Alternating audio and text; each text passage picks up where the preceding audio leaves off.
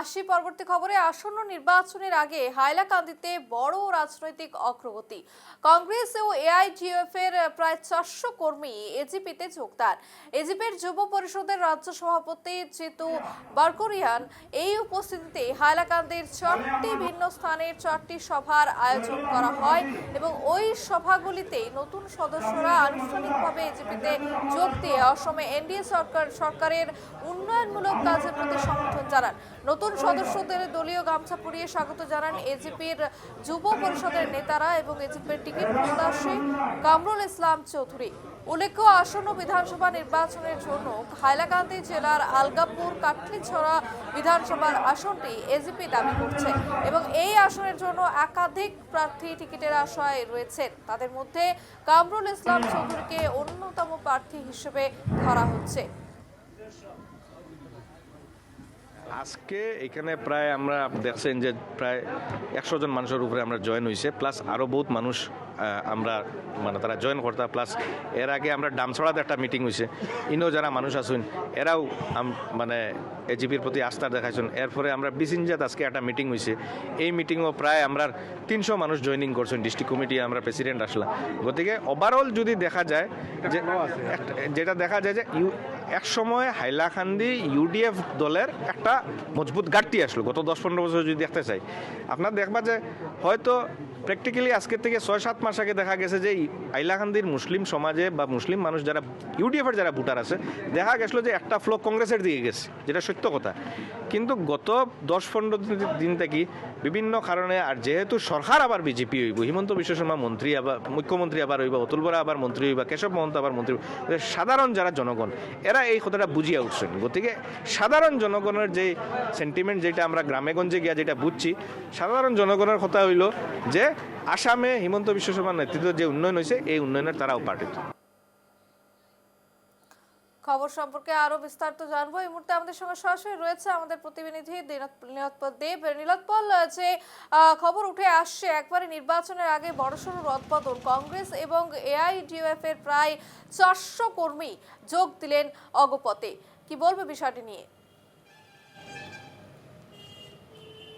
নিশ্চিতভাবে রূপালী, বলতে হবে যে রাজনৈতিক প্রেক্ষাপট, রাজ্যের রাজনৈতিক প্রেক্ষাপট দ্রুত চেঞ্জ হচ্ছে, বদলি হচ্ছে। দেখা যাচ্ছে যে প্রদেশ কংগ্রেসের সভাপতি ভূপেন বরা ইতিমধ্যে কংগ্রেস দল ত্যাগ করে বিজেপিতে যাবেন, এরকম কথা উঠে আসছে। এবং হাইলাকান্দিতেও দেখা গেছে যে রাজনৈতিক প্রেক্ষাপট হাইলাকান্দিতে তাও দ্রুত পরিবর্তন হচ্ছে।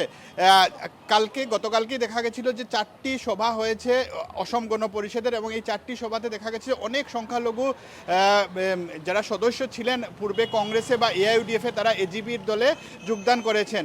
এখানে একটি তাৎপর্যপূর্ণ কথা হচ্ছে যে এআইইউডিএফ এর এমএলএ যিনি রয়েছেন আলগাপুর থেকে নিজামুদ্দিন চৌধুরী, উনার ব্যক্তিগত সচিবও এই তালিকায় আছেন এই 400 জনের যোগদানের। তো একটা দেখা গেছে যে একটা ফ্লো দেখা গেছে, যে পরিবর্তনের হাওয়া একটা দেখা যাচ্ছে, যে যেখানে অসম গণ পরিষদে যোগদান করছেন অনেক সংখ্যালঘু ব্যক্তি তথা কংগ্রেস বা এআইইউডিএফ এর কর্মীরা।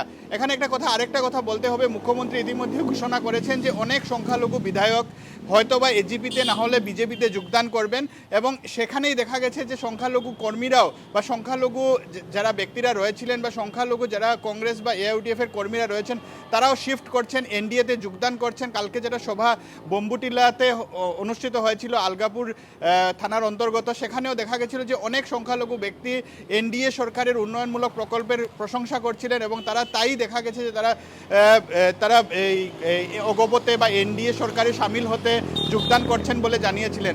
সব মিলিয়ে দেখা গেছে যে রাজ্যের রাজনীতির একটা দ্রুত পরিবর্তন হচ্ছে।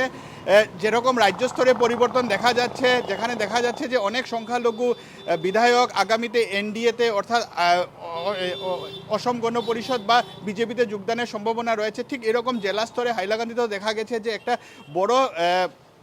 বড়সড় পরিবর্তনের ইঙ্গিত পাওয়া যাচ্ছে, যেখানে সংখ্যালঘু ব্যক্তিরা অগপতে যোগদানের সম্ভাবনা আমরা দেখছি। গতকালকে প্রায় 4টি সভাতে দাবি করা হচ্ছে যে প্রায় 400 খানেক এজিপিতে যোগদান করেছেন নানা স্তরের ব্যক্তি। তো একটা কথা বলতে হবে যে পরিবর্তনের একটা হাওয়া আমরা দেখতে পাচ্ছি, একটা রাজ্যের প্রেক্ষাপট বদলার আমরা একটা ছবি দেখছি। যেরকম রাজ্য স্তরের পরিবর্তনের একটা ইঙ্গিত পাওয়া যাচ্ছে, ঠিক সেইভাবে হাইলাকান্দি তথা বরাক উপত্যকাতেও রাজনীতিতে একটা পরিবর্তনের হাওয়া ইতিমধ্যে দেখা যাচ্ছে। রূপালী। একেবারে নীলোৎপল, তুমি যেমনটা তুলে ধরলে যে নির্বাচনের আগে কার্যত হাওয়া বদল এবং হাইলাকান্দি এবং বরাক উপত্যকায় সেই যে রাজনৈতিক প্রেক্ষাপট, সেই প্রেক্ষাপটে একটি পরিবর্তন আসতে চলছে। আমরা একদিকে দেখেছি ভূপেন বরার পদত্যাগ এবং তিনি একাধিক জল্পনা কল্পনা সেক্ষেত্রে আছে, এবং অন্যদিকে একের পর এক কর্মী কিন্তু কংগ্রেস এআইডিএফ এর মতো পার্টি ছেড়ে তারা অন্য দলে যোগদান করছেন, এবং এই যে প্রভাব, সেই প্রভাব কি পড়তে চলেছে কংগ্রেসের উপর, এবং আরো আসন কমতে চলেছে নাকি বাড়তে চলেছে, সমস্ত বিষয়টা একেবারে ভোটের পরেই বোঝা যাবে, ভোটের ফল এলেই বোঝা যাবে এবং ভোট হলে বোঝা যাবে। আপাতত ধন্যবাদ নীলোৎপল দে।